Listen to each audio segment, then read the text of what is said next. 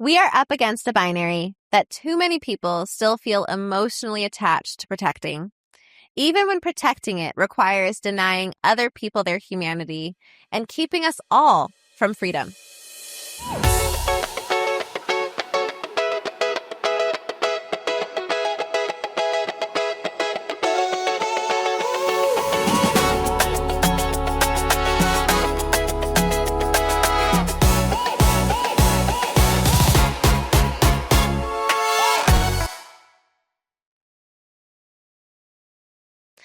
Welcome back to the Revolution Resolution.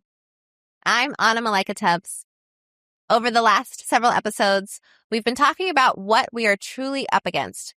Institutions that protect hierarchy, systems that punish resistance, propaganda that reinforces fear, and narratives repeated so often that people mistake them for truth. And today, I want to talk about the deepest structure at the center of American patriarchy, the rigid gender binary itself. Because one of the reasons people react so intensely to gender-expansive people is not simply unfamiliarity. It is that their existence exposes that we've been lied to all along. In Erased, I write about how American patriarchy depends on narrow categories: strong or weak, leader or follower, man or woman, dominant or submissive.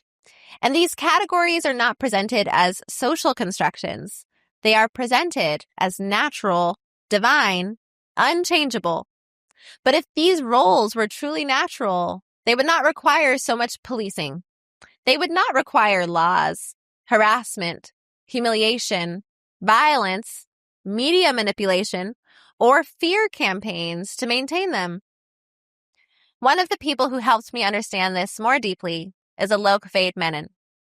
I first met Alok in a college classroom over a decade ago. Even then, before millions of followers and global recognition, I could feel I was in the presence of someone extraordinary. Alok carried a kind of freedom that was unignorable, not through force, but through honesty, creativity, tenderness, clarity, and a refusal to shrink themselves to fit the expectations of the world around them. And I realize now that this is exactly why people like Alok are treated as threats under American patriarchy. Not because they are dangerous, but because they make another way of being imaginable. Alok is trans feminine and gender nonconforming. They wear makeup, nail polish, beautiful clothing, and proudly exist outside the rigid boundaries many people have been taught to defend at all costs.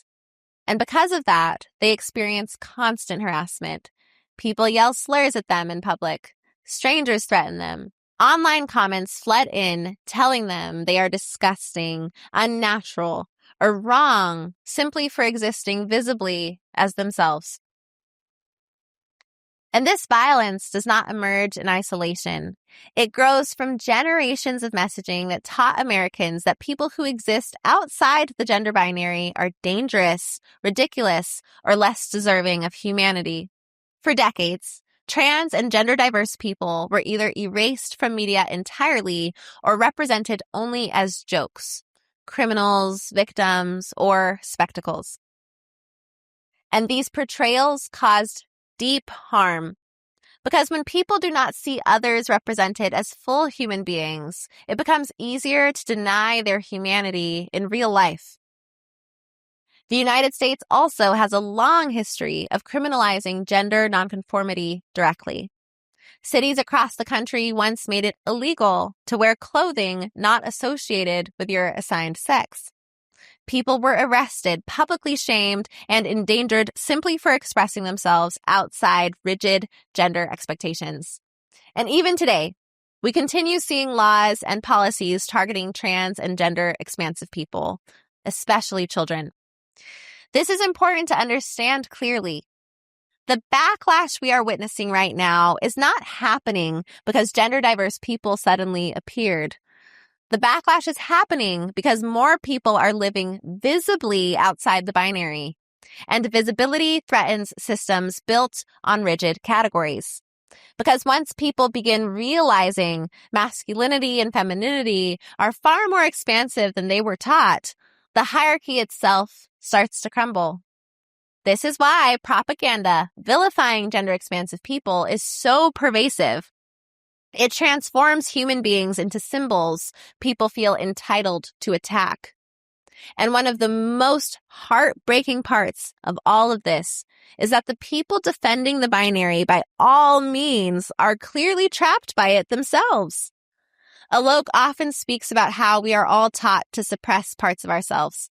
Our tenderness, our vulnerability, our creativity, our softness, our emotional honesty, our care for one another. How we are taught that survival depends on shrinking ourselves into acceptable categories. But when someone refuses to shrink, they ask others to confront the ways they abandoned parts of themselves in order to belong. That confrontation can feel threatening.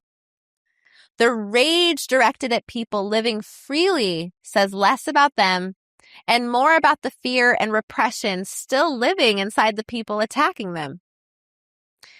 Alok once responded to an online stranger who told them to man up by saying, "You resent me because I live what you fear." I think about these words often because they capture something essential about American patriarchy. The system does not only punish freedom, it teaches people to fear freedom in themselves and others. And before we move further into conversations about how we build differently, we must understand this. The people most punished by the system are the people making liberation easier for us all.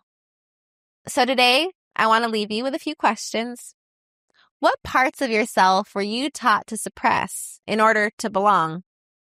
What fears are people protecting when they defend rigid categories so aggressively? And what becomes possible once we stop treating freedom of expression as a threat to social order? This has been another episode of the Revolution Resolution. I'll see you next time.